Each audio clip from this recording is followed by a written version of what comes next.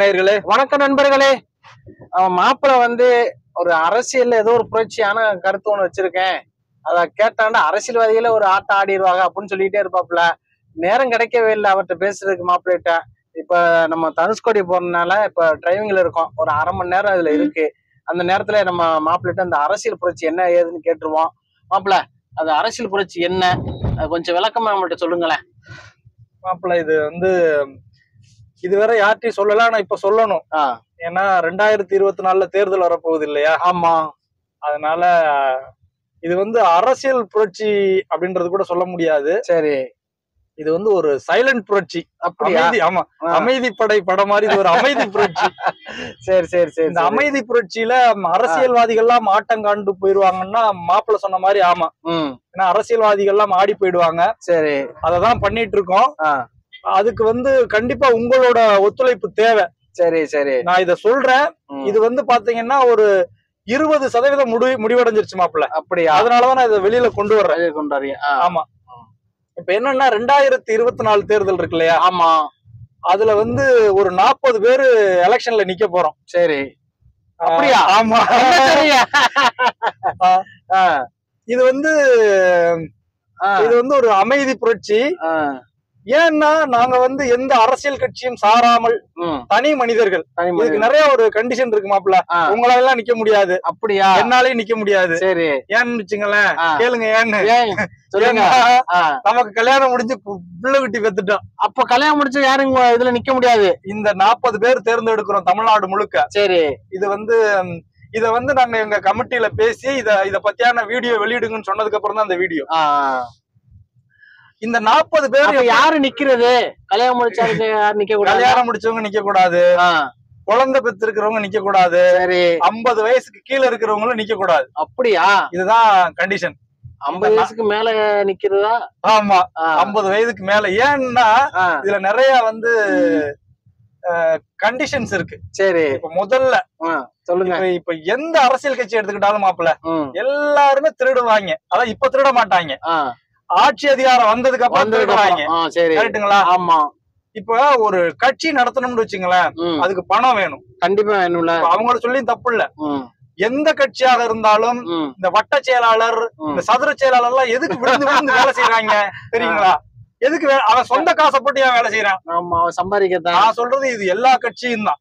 கட்சின்ற ஒரு கூட்டமைப்பே வேண்டான்னு சொல்றீங்க. ஆமா, கட்சின்ற கூட்டமைப்பே எதுக்கு? கொள்ளையடிக்கிறதுக்கு தான். அது சரி. நீங்க இந்த பாத்தீங்கன்னா இந்த வட்ட செயலாளர், சதுர செயலாளர், மாவட்ட செயலாளர் எல்லாம் தன்னோட சொந்த காசை போட்டு செலவு பண்ணுவாங்க பயங்கரமா. ஆமா.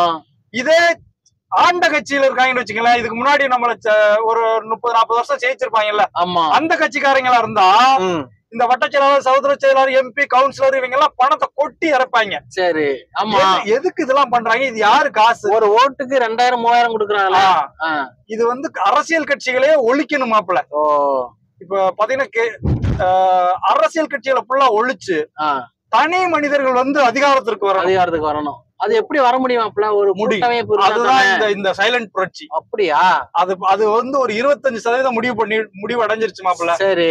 இப்ப இத மக்கள் எல்லாம் இந்த காணொலியை நிறைய பேருக்கு பரப்பணும். சரி. அப்படி நாங்க இப்ப எந்த மாதிரியான ஆளுகளை தேடிட்டு இருக்கோம்னா, சொல்லுங்க. ஒண்ணு அவங்களுக்கு 50 வயசுக்கு மேல இருக்கணும். சரி. அவங்க திருமணம் ஆகாதவங்களா இருக்கணும். சரி. அவங்களுக்கு குழந்தை குட்டி இருக்கக்கூடாது. இந்த 3 பேரு, இந்த 3 கண்டிஷன் யாருக்கெல்லாம் இருக்கோ அவங்களதான் நாங்க இந்த 2024 எலெக்ஷன்ல நிறுத்த போறீங்க. ஏன்னா அவங்கதான் இந்த ஊழல், லஞ்சம், கொள்ளையடிக்கிறது இதெல்லாம் வந்து அவங்களுக்கு வந்து பணம் தேவைப்படாது. அப்படிப்பட்ட லட்சியவாதிகளை தான் நாங்க இதுல தேர்ந்தெடுக்கிறோம். சரி சரி சரி. இப்ப வந்து இப்போ சிலவங்களுக்கு வந்து எனக்கு 40 வயசு இருக்கும், நான் கல்யாணமே முடிக்க மாட்டேன்னு சொல்றாங்கன்னு வச்சுங்களேன், அதை ஒத்துக்கிற முடியாது. ஜெயிச்சுட்டு எம்பி, எம்எல்ஏ ஆனதுக்கு அப்புறம் கல்யாணம் முடிச்சுக்கிறாங்க.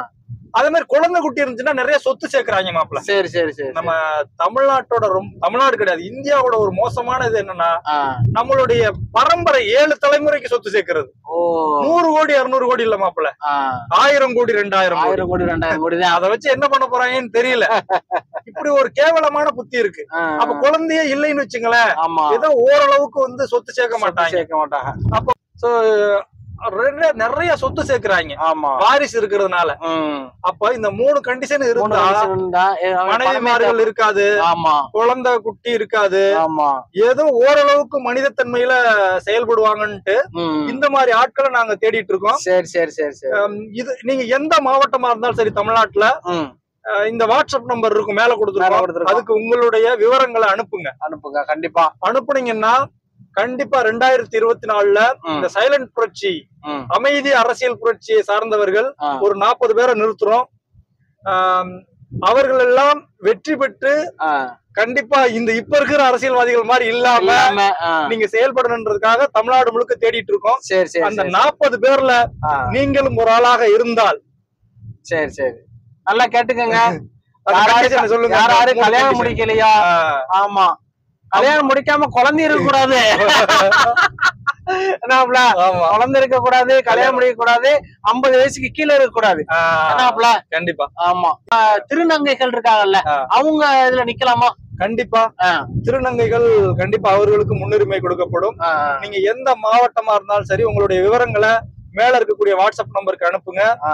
40 பேரை தேர்ந்தெடுத்து 40 பேரையும் இந்த 2024 MP எலெக்ஷன் வருது இல்லையா? ஆமா, நாடாளுமன்றம். ஆமா, நாடாளுமன்ற தேர்தல்ல நிறுத்த போறோம். அதுல ஒருத்தவங்க வெற்றி பெற்றா கூட சரி, நமக்கு வந்து மனிதர்கள் எல்லாம் இப்ப இருக்கக்கூடிய மக்கள் எல்லாம் படிப்பறிவு பெற்று விழிப்புணர்ச்சி பெற்று இருக்கிறார்கள் அப்படின்னு நம்ம எடுத்துக்கலாம். கண்டிப்பா. அப்படி இல்லைன்னா இன்னும் ஓட்டு காசு வாங்கிதான் போடுறாங்கன்றத எடுத்துக்கலாம். இதுக்கப்புறம் இந்த நாங்கெல்லாம் இந்த இதுல இருந்து ஒதுங்கிடுவோம். ஒருவேளை ஒருத்தரோ 2 பேரோ வெற்றி பெற்றால் இந்த 2024 எலெக்ஷன்ல அடுத்த எங்களோட டார்கெட் 234 தொகுதிகள்லயும் கண்டிப்பா இதே சட்டமன்றத்துக்கும் இதே மாதிரி போட்டியிடுவோம். கண்டிப்பா. இதுதான் எங்களுடைய அரசியல் புரட்சி. சரி சரி. இது வெற்றி பெறுமா பெறாதா என்பதை நீங்கள் தான் தீர்மானிக்க வேண்டும். மக்களாகிய நீங்கள் உங்களோட கருத்துக்களை இதை கீழே பதிவு பண்ணுங்க. இது சாத்தியமா, சாத்தியம் இல்லையா, இது நடைமுறைப்படுத்தலாமா, நடைமுறைப்படுத்த முடியாதா அப்படின்றத நீங்க பண்ணணும். சரி சரி. மக்களே கேட்டுக்குங்க, இது அனைவருக்கும் பகிருங்கள், அனைவருக்கும் பகிருங்க. யாராரு வந்து நீங்க கல்யாணம் முடிக்காத ஆளு, குழந்தை குட்டி இல்லாத ஆளு, அதே போல வந்து 50 வயசு கீழே உள்ள ஆளு இதை பயன்படுத்திக்கிங்க. நன்றி.